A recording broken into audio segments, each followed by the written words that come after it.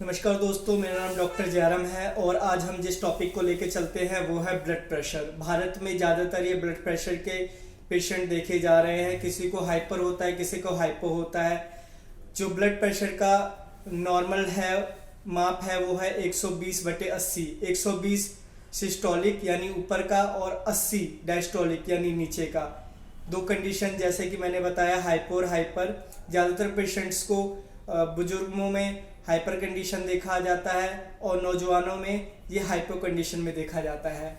Hyper condition जब होती है जब आपका ब्लड प्रेशर 120/80 से ज़्यादा होता है। उदाहरण के तौर पे हम देखें तो 160/90, 200/120। इसमें क्या होता है, आपके शरीर में दर्द होने लग जाएगा और आपके पूरे शरीर में पूरा पेन होगा, नसें कड़क हो जाएंगी और इसके अलावा आपको जो हेडेक है वो काफ़ी ज़्यादा हो जाएगा। इसके अंदर आपको ब्रेन हैमरेज होने का खतरा ज़्यादा बन जाता है। दूसरी होती है हाइपो कंडीशन। हाइपो कंडीशन वो होती है जिसमें हमारा ब्लड प्रेशर 120/80 से नीचे होता है। उदाहरण के तौर पे हम माने तो ऊपर का 100, नीचे का 70, या ऊपर का 80, नीचे का 60, या ऊपर का 60 और नीचे का 40। इस कंडीशन में हमारे जो ऑर्गन होते हैं उसको फेल होने का खतरा ज़्यादा हो जाता है, क्योंकि जो ब्लड होता है हमारे ऑर्गन्स तक पहुंच नहीं पाता है। इसमें हमारा जैसे ब्रेन में अगर सही से ब्लड नहीं पहुंचेगा तो ब्रेन सही से वर्क नहीं करेगा। इसके अलावा हमारा लीवर किडनी तक अगर ब्लड सही से नहीं पहुंचेगा तो वो भी अपना सही से कार्य नहीं कर पाएंगे। इसमें पेशेंट्स को सुस्ती होने लग जाती है, नींद आने लग जाती है। इस तरीके के कंडीशंस का उन्हें सामना करना पड़ता है। दोनों ही जो कंडीशंस होती है वो दोनों के दोनों प्राण घातक होती है, यानी जानलेवा होती है। इसलिए आपको अपनी बीपी का पूरा ध्यान रखना चाहिए।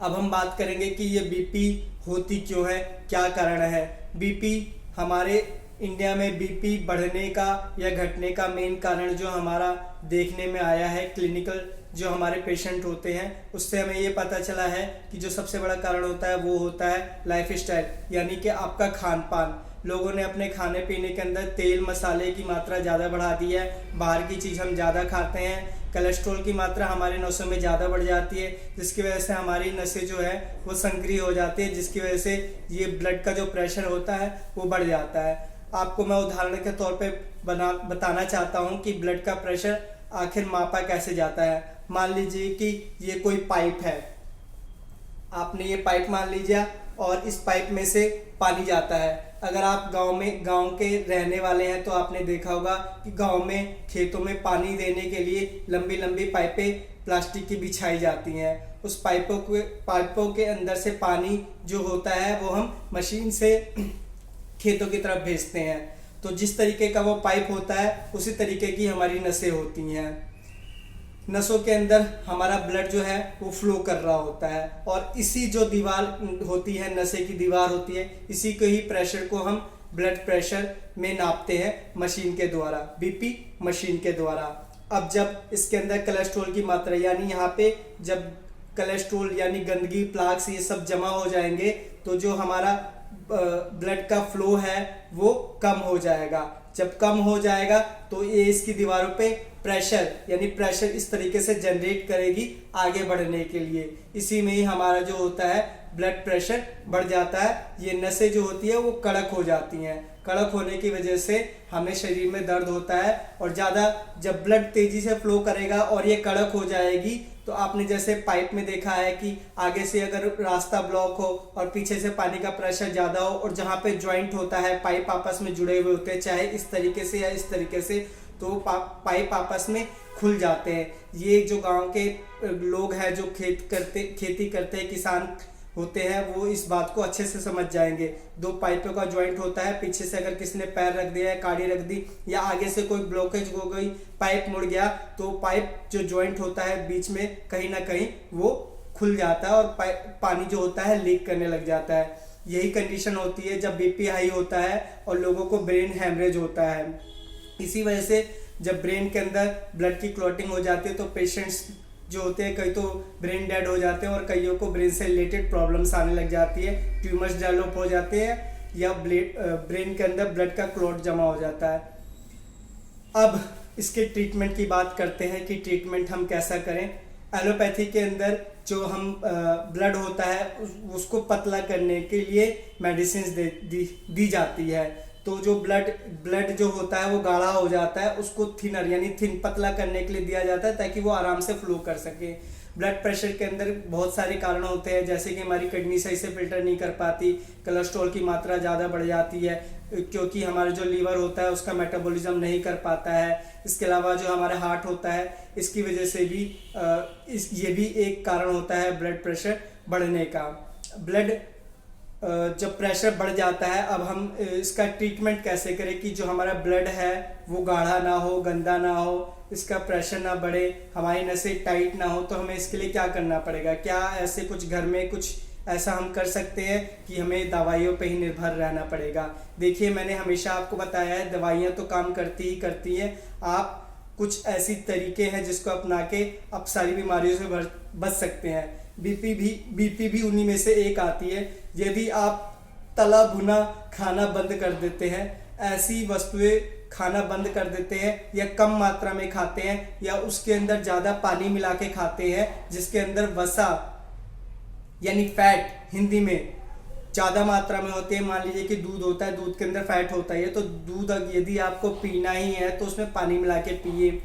आप तेल वाला खाना कम खाएं, कम से कम यदि आप महीने भर भी बिना तेल वाला खाना खाएंगे तो इससे आपका जो बॉडी के अंदर कोलेस्ट्रॉल जमा हुआ है वो धीरे धीरे निकलने लग जाएगा। मैं निकलने लग जाएगा इसलिए बोल रहा हूँ क्योंकि जब ब्लड हमारे नसों से बहता है तो वो कुछ ना कुछ पार्टिकल को साथ में ले जाने की कोशिश करता है, और जब आप तेल खाएंगे नहीं, मतलब ऊपर से तेल लेंगे नहीं, तो अंदर ही अंदर जो तेल को होता है वो आपस में ब्लड से निकलता जाएगा और हमारी किडनी उसको फिल्टर करके बाहर निकालती रहेगी।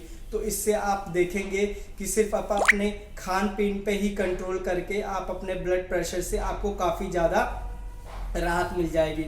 इसके अलावा आप क्या कर सकते हैं? आप सुबह टहल सकते हैं। इसके अलावा आप क्या कर सकते हैं? थोड़े व्यायाम कर सकते हैं, प्राणायाम कर सकते हैं। ये चीज़ें आपको आपका ब्लड प्रेशर नॉर्मल करने में मदद करेगी। इसके अलावा आप सत्संग कर सकते हैं। आपको किसी भी वाद विवाद में नहीं पड़ना है। वाद विवाद में पड़ने पे आपको गुस्सा आता है तो आपका जो ब्लड प्रेशर है वो बढ़ता है, मतलब खून की गति तेज़ी से बढ़ती है। इससे जो भी हाई बीपी वाले पेशेंट होंगे उनको इससे खतरा होगा। अब लो बीपी वाले पेशेंट का क्या करें? ये बात हमने कर ली हाई बीपी की।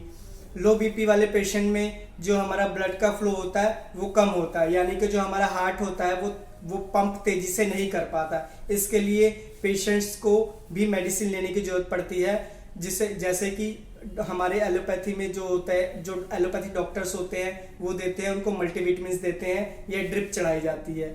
आप अगर जो लो बीपी के पेशेंट है वो घर पे क्या कर सकते हैं, मैं उनके बारे में बताना चाहता हूँ। जो भी लो बीपी के पेशेंट हैं वो ज़्यादा से ज़्यादा खुश रहने की कोशिश किया करें, और उसके अलावा आप व्यायाम कर सकते हैं, प्राणायाम कर सकते हैं, और इसके अलावा आप थोड़ा अपने खाने में मिर्च की मात्रा बढ़ा दें, नमक की मात्रा बढ़ा दें। इससे आपका बीपी जो लो हो चुका है वो हाई होने की कोशिश करेगा।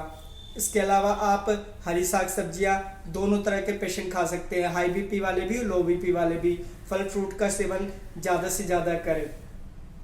अब हम आते हैं इलेक्ट्रोहोम्योपैथी ट्रीटमेंट की तरफ कि हमारी इलेक्ट्रोहोम्योपैथी में इसका क्या ट्रीटमेंट है। अगर किसी को भी हाई बीपी होती है तो पहले उसके कारणों को जाने कि उसको हाई बीपी किस वजह से है। क्या किडनी सही से फिल्टर नहीं कर रही, या ब्लड के अंदर जो कोलेस्ट्रॉल की मात्रा है वो ज़्यादा बढ़ गई है, या नसों की अंदर प्लाक की मात्रा ज़्यादा बढ़ गई है। पहले आपको ये डायग्नोस करना पड़ेगा, तभी आप ट्रीटमेंट इसका सही से परमानेंट कर पाएंगे। अगर आपको थोड़े टाइम के लिए ट्रीटमेंट करना है तो मतलब पेशेंट को राहत देना है तो आप बीई का इस्तेमाल सकते हैं, बीई इलेक्ट्रिसिटी यानी ब्लू इलेक्ट्रिसिटी का इस्तेमाल कर सकते हैं। इसके अलावा A1 को हम नेगेटिव में दे सकते हैं। इससे जो पेशेंट का ब्लड प्रेशर जो ज़्यादा है वो नॉर्मल में आ जाएगा, यानी 120/80 के लेवल पे आ जाएगा। इसके अलावा जो पेशेंट जिनकी बीपी लो है यानी कि हाइपोकंडिशन में है, उसके हम चेस्ट पे बीई लगाते हैं, दिल की तरफ बीई लगाएंगे।